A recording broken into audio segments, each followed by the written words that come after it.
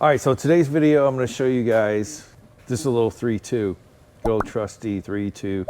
They're good motors, super reliable, but a lot of these cars have broken head studs. So regardless if you're dealing with a broken head stud or you're putting in new head studs, we use ARP at Olsen Motorsports, but I'm gonna show you how to get them out. So I got a collection of tools. None of them are hard to find or anything like that. So we're going to use some tools, we're going to use some heat, we're going to use some torching, and I'll show you guys how to take these out the right way without messing anything up.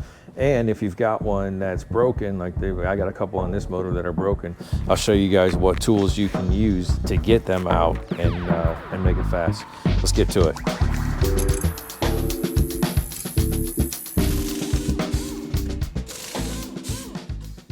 All right, so here's what we're dealing with. We got this one's busted off, this one's busted off. All these are intact. And then over here on this side, we got one busted off. This one might be a problem because it's pretty low. So what we need to do first is we need to get all of the non-broken studs out. So I'll show you what I use. So I've got in here for the broken one, this is Snap-on tools. So this is a Snap-on A80 Alpha. So basically what that is it's a stud puller. It's got little cams on it, little teeth in here. It's half drive. And what we'll do with this is we'll slide this. We got to take the other ones out first just because there's not enough room. There's not enough clearance here. We'll slide this over this stud and then switch it to out mode. It's got a little switch down here for in and out. Switch it to out mode, apply some heat, and we'll be able to pull those out. So that's one thing. And then we'll grab I can get this out one-handed. This will be fun. Come on, you little guy. Ugh. So put these guys back. Another thing we're going to use is our Snap-on GM515B stud remover. So this is a collet-based stud remover. So basically you take that and then you take we're looking for M10 15. So you're gonna take this, it's gonna go down in here. That collet will wrap around these studs and tighten it down, apply some heat and turn these out. So this is gonna take forever to get these out. So set it up on a tripod. We'll fast forward. Sam, if you want to fast forward through me getting all these studs out, and then we'll deal with the broken one in a second. What we're gonna do, we'll start with this one because it's closest to the camera. So this tool here takes 1 1/8 inch and a 7/8. And basically what you want to do is get this guy really tight. So I get this one really tight, get a good grab on there. And what you don't want to do is you don't want to just, I don't know if you can see that, probably not on camera, but this thing's already twisting. So this is what happens, they're weak. So it's twisting right here, but down at the base it's not. So what we're going to want to do is we're going to want to get this thing hot. So right now I'm not using a torch like I'm not using my oxyacetylene torch. I'm trying to do this with stuff that you guys can buy at home. So basically what I'm going to do is I'm gonna throw a bunch of heat at the bottom down here, right on the base. And what I wanna do is I wanna get this aluminum really hot. Not to the melting point, you're not trying to change the too much heat on it, but I wanna get the bottom of this really hot. These are Loctited in, from the factory. So I'm just running on the base of that stud, right where it goes into the aluminum. Not warming the stud itself, I'm just trying to relax the aluminum just a little bit. All right, let's see what that did. And this first one is gonna determine if we're gonna have a good morning or a bad morning. So she's coming right out. So starting to turn. Yep.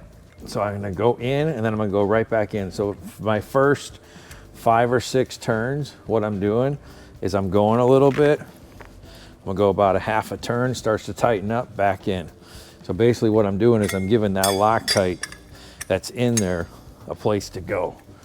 So, same deal, in a half a turn, back out. Once I get to a point to where it's starting to relax, that's probably good. Then I'll grab a 29 millimeter deep on here, spin this guy out. That's the first one. So you see here, we just had to bust that Loctite or dirt or whatever, corrosion or whatever gets in there over time. We just had to bust that loose. So I'm gonna do this, whatever this is, what'll be 3 times 4, 12. I'm gonna do this 24 times. Probably, Sam, you're gonna have to fast forward at warp speed. I'm gonna do this 24 times and we're gonna come back and deal with these broken ones in a second.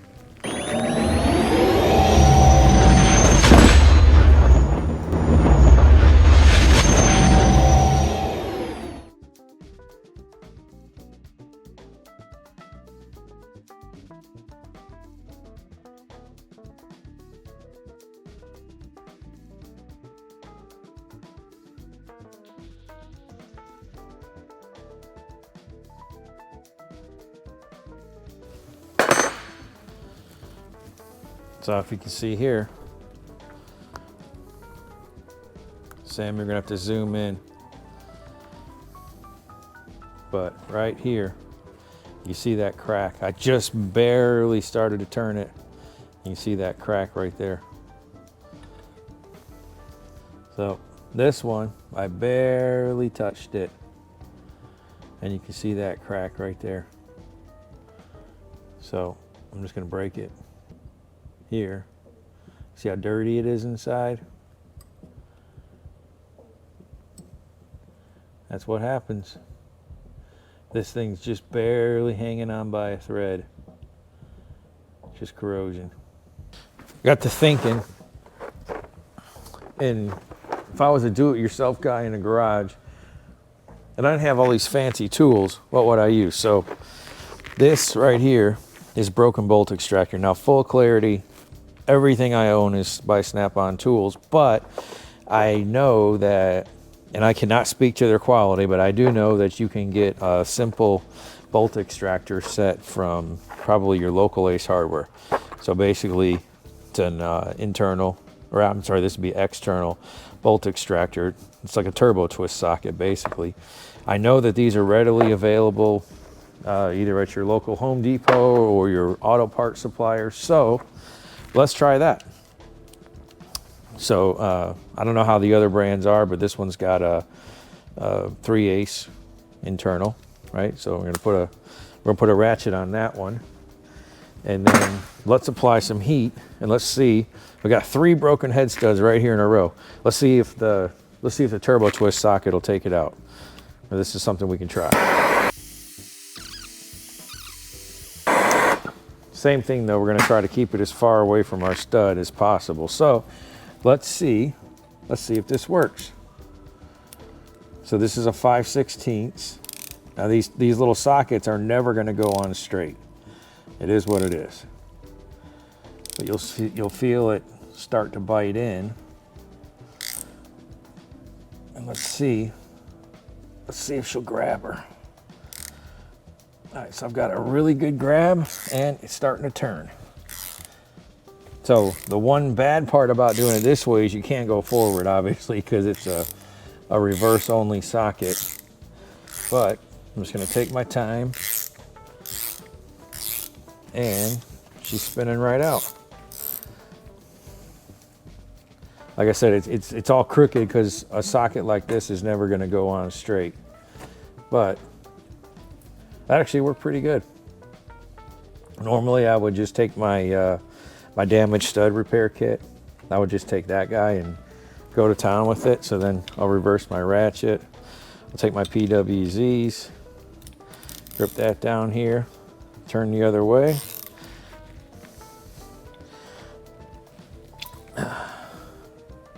You can see what it did to the end there.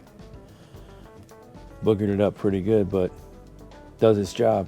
Like I said, I have no idea on the quality of the competitor stuff when it comes to that.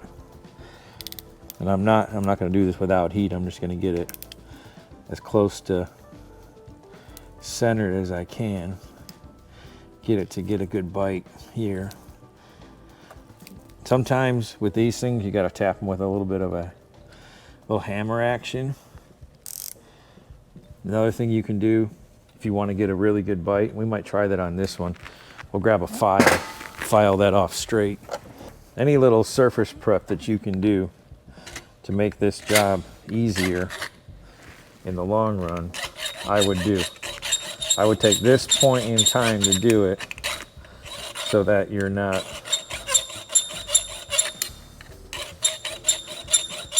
No guys, I'm filing down. I'm not putting shavings in the engine.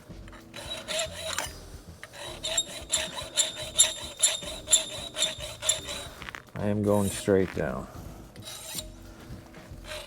So all I'm doing is I'm removing the burrs from the edge there.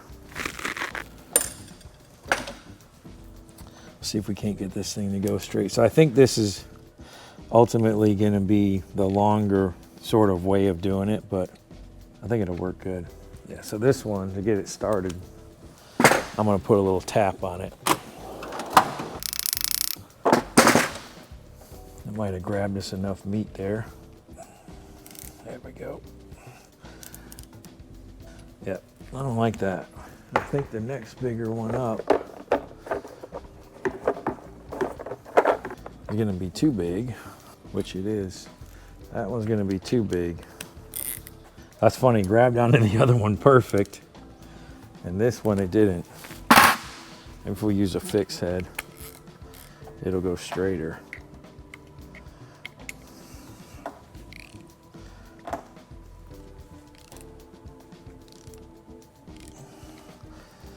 All right, so what I'm going to need to do, that head's too rounded, or not too rounded, but it's too, doesn't have enough meat on the other side.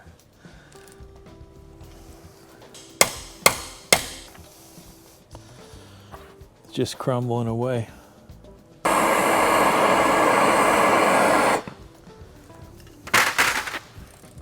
So what I grabbed here was, I grabbed a I grabbed a 8.2.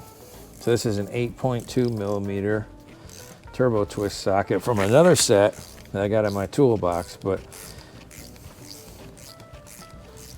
I gotta get this done. I'm gonna get these other couple studs out. You guys know the process. You know the deal. Sam can speed this up. So basically what I did is I went into my box, I grabbed a metric size. So this is a Snap-on metric 8.2 millimeter. Let me get this all the way out of here. I'll get you the part number. So part number on this one, and I've even got my crazy glasses on and I can't even read it. Doesn't say. It's a Snap-on turbo socket, 8.2 millimeters. Quarter drive, 8.2 millimeters, plenty of torque. So the other set that I have, this is a standard, it's an SAE set. This was 5/16. Problem with the 5/16, it grabbed onto the one, but back here where there's so much corrosion, the bolt's just flaking away. So you can see how it's rounding that off. Bolt's just flaking away. I didn't have enough to get on it. So we'll grab a metric one. These are available in 0.2 millimeter sizes from 6 all the way up to 10. You can see here, much easier. Oh, reverse helps. Much easier to go in there, twist it back till it becomes tight, which is right about there. And then we'll throw the torch on it. So I'm gonna get the rest of these head studs out. I'll show you how to clean the holes up and put the new ones in.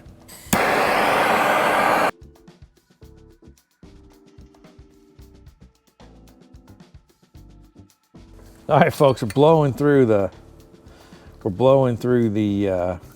what is this, left side, right side? Whatever side of the engine this is, we're blowing through it. So I had it on time lapse. I had to Sam had the camera on time lapse for a while because the other guys in the workshop, they hate it when we film because Sam comes in and he's like, hey guys, turn the air compressor off, turn the music off. Gotta have absolute silence because we're filming. I don't think it's funny. And I don't know if you guys know about mechanics, but we don't work in silence.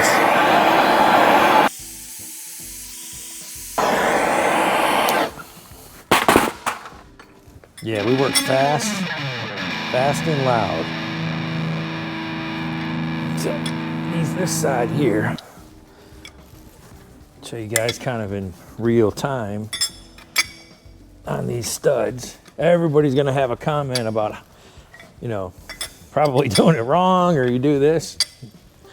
If you got a better way, taking 40-year-old studs out of an engine, please jump on a plane and come show me.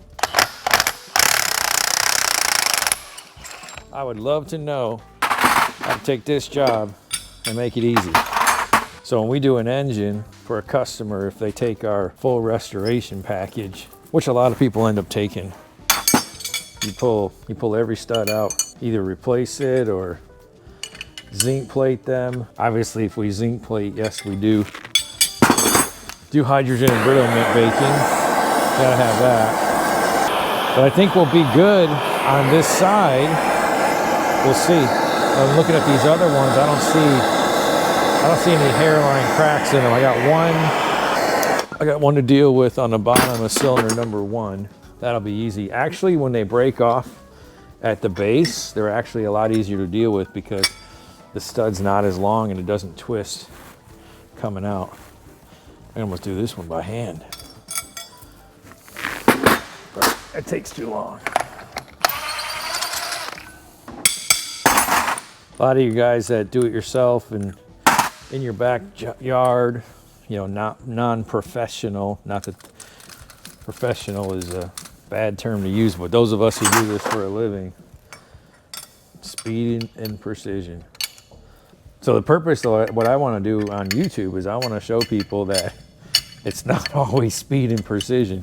Sometimes you're going to run into some pretty complex problems that need to be solved.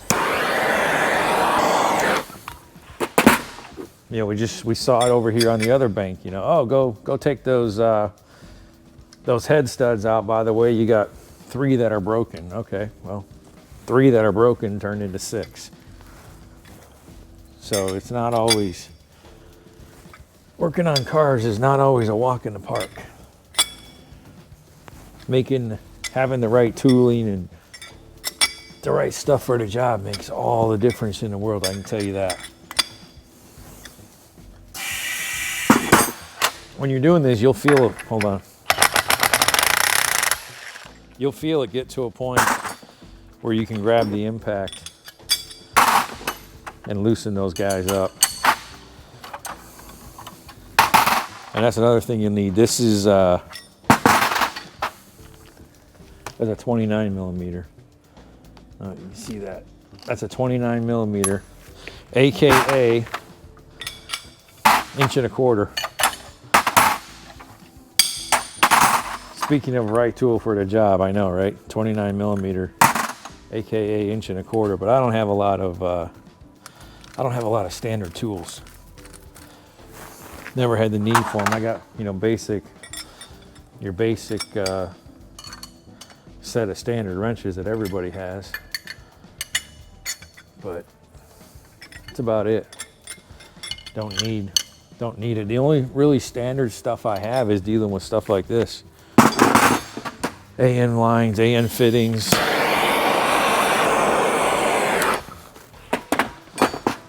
And a lot of stuff like this, projects like this, it's all about getting in a rhythm. You gotta be in a rhythm. I don't like the way that feels.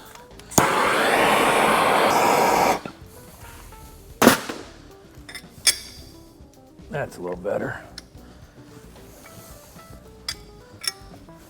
Pulled out early on the old blowtorch. Look at that Loctite falling out of there.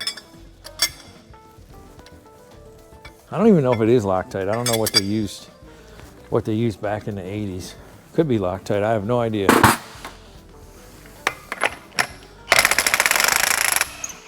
Some kind of a thread sealer.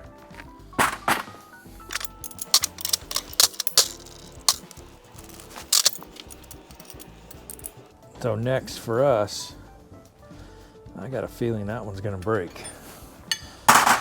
You know, it's always the one right up against the bell housing.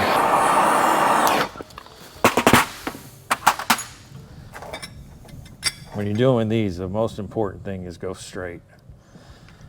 Yeah, I don't like the way this one feels at all. So I might go a little more aggressive with the heat.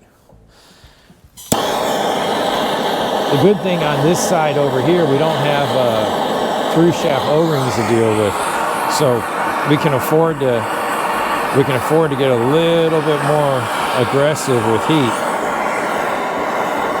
on this corner.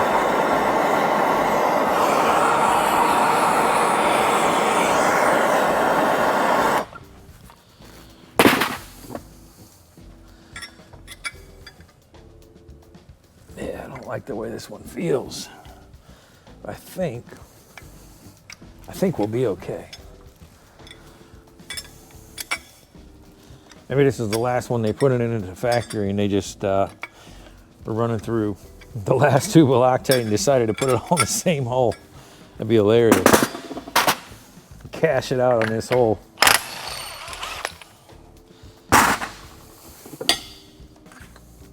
Last one, baby. Be kind to us.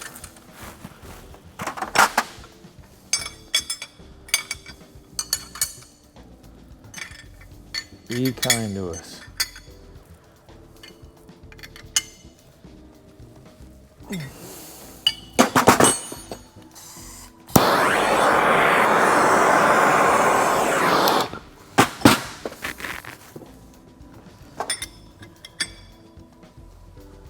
Oh yeah.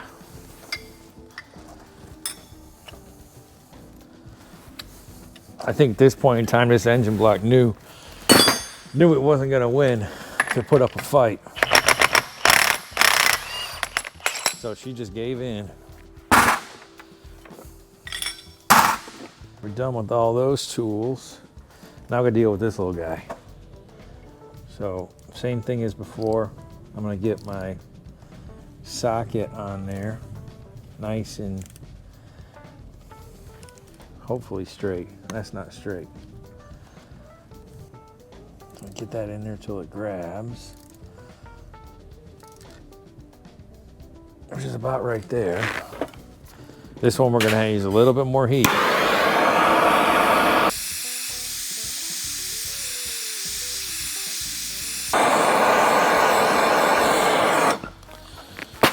Should be enough. Come on, buddy. Be nice to us. Be nice to us. People want to see. People do not want to see me drill out a bolt today. Oh, might need a bigger size. There we go. Yeah. Took care of that. Maybe Mrs. Olsen will let us have lunch today, huh?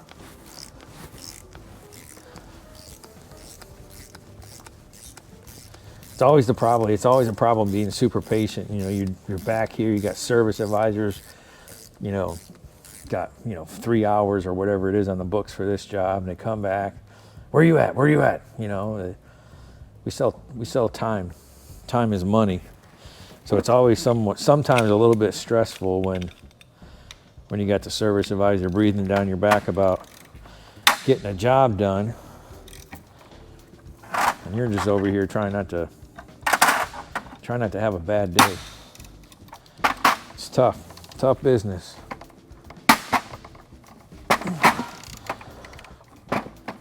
This one's gonna fight me. Yeah.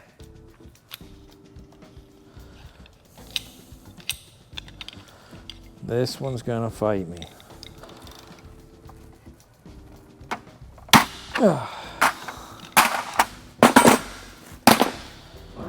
All right. So that's the carnage. Head studs are out. So what's next?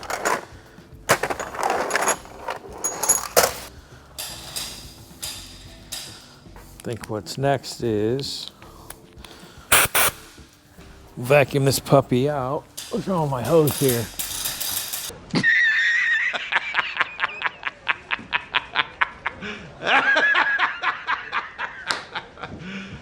Are you serious? There we go.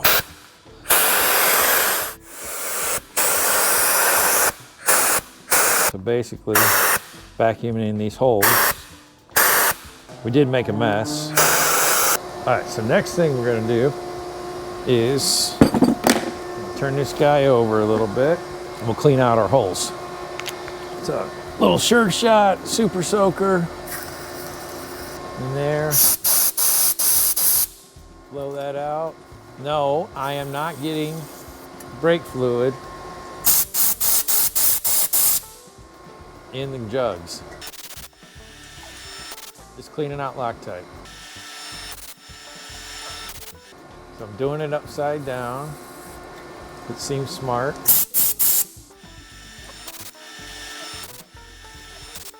That one we're gonna have to aim better. There we go. Got my holes drained out. We can lift this back up and then we can chase. So that was the first part of cleaning. And the next thing I'm gonna take is Worth Rust Off Plus, a little shot in there, just a lubricating. So all we're doing is lubricating.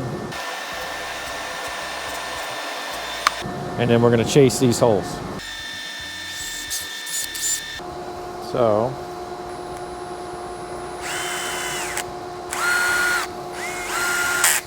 you're using a screw gun to start. Probably wouldn't try this at home, but basically I'm on a 3 clutch. And when I do this, I'm just holding my hand underneath here, so I'm not giving it any pressure at all, right? And I'm letting that tap right here, I'm just spinning it like this, and I'm letting that tap start it. It's starting itself, so there's zero chance of me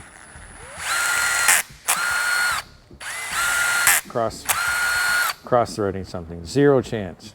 So would I advise this for you to do at home? Why not? This is just tens of thousands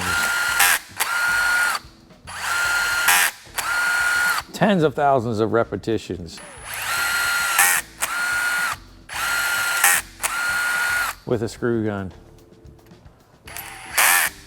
See, that's this one right here, we're gonna start with a wrench because it does have a little bit of a booger right there. We'll start that by hand. There's that little booger.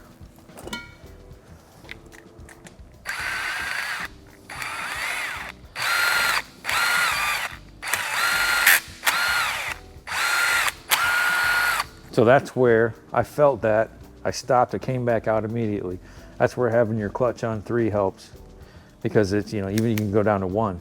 It's impossible for 1 clutch on a screw gun. See that little bitty tiny piece of fuzz that was on there? It's impossible for 1 clutch on a screw gun to cross thread. All right, so now that we've got that done, we're going to clean again. Go back upside down. Go pressurize my Sure Shot again. Now, can you do this job by hand? Of course you can. But we ain't got time for that. We are here to make money. Anything you can do to save yourself 3-4 minutes here, 3-4 minutes there, and still do a spectacular job, do it. This is my favorite blowgun. This is Prevost S1. Part number is IBJ06MTL. Love this thing. Short fitting and it's high flow. Amazing. All right, cool. So rinse, repeat on the other side, and then we'll put new studs in. So next thing we're gonna do is, tongue tied. Next thing we gotta do is clean. What I'm gonna do is I'm gonna shove little shop towel rags in there, bottom side and top side. You don't have to go crazy with this. You just need a seal so that the chemicals and detergent that you're putting in there doesn't get in the oiling system. Then I'm gonna take my spray bottle here, just go around my edges like that. Nothing crazy. Let that sit there for a second. Go charge up a brake fluid bottle. All right, so I got brake cleaner bottle filled up, and we're just gonna come here and hose this guy down, top to bottom. We're not gonna get crazy with it because it kind of is what it is. I mean, you could sit here and clean for hours, but at the end of the day, we're not getting paid to clean for hours. We're getting paid to fix stuff. But you want to do a nice job. I am comfortable with that. Pull these guys back out.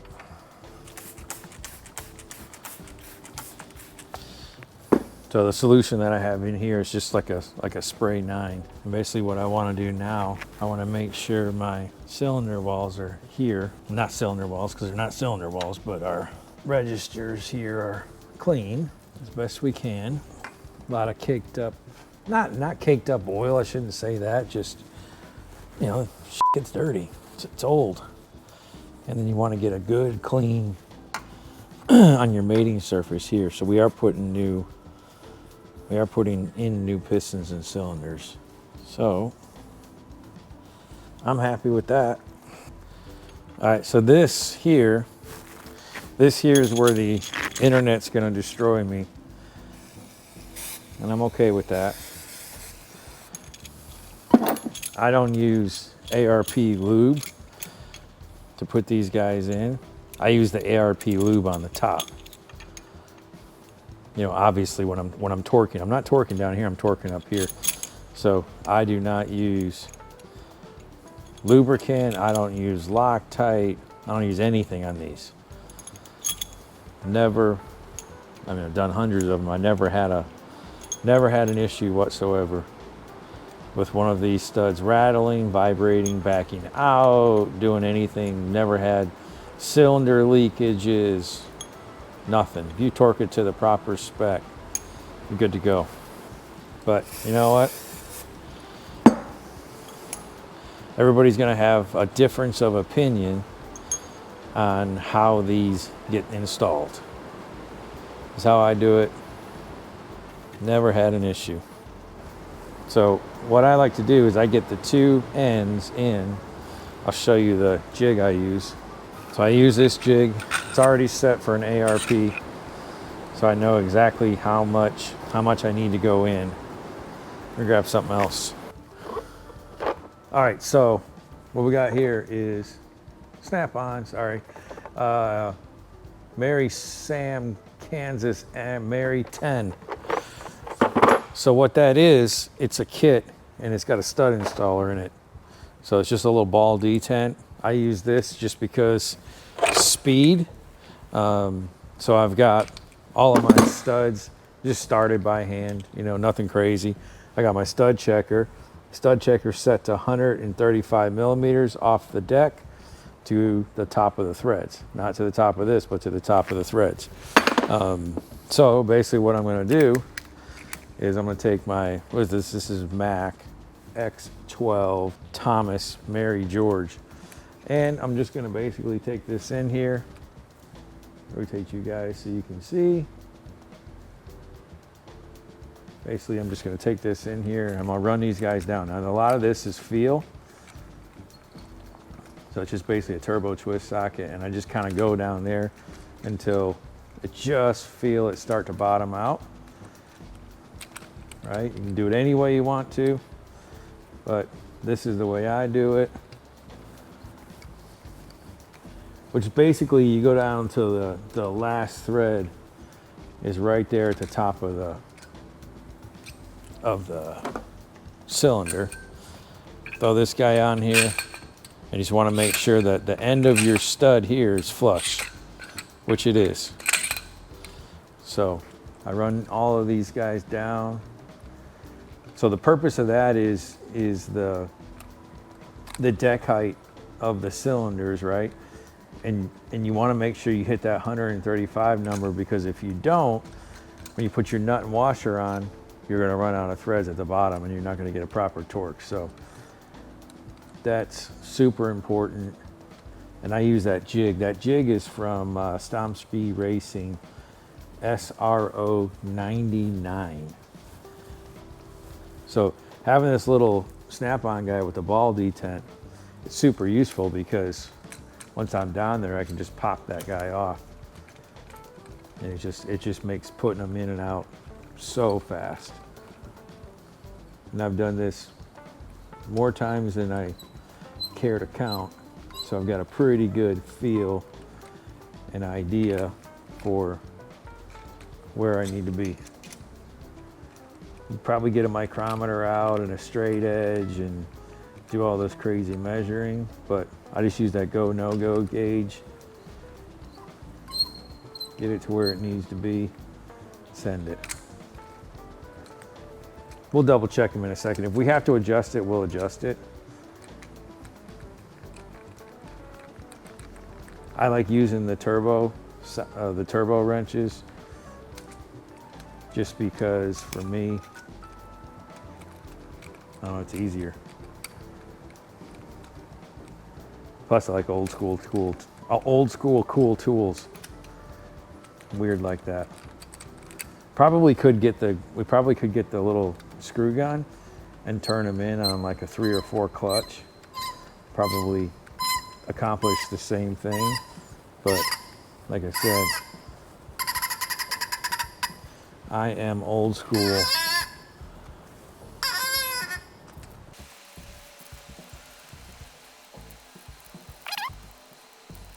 Then we'll take our go, no-go gauge. That's good. That's good. That's good. That's good. Good.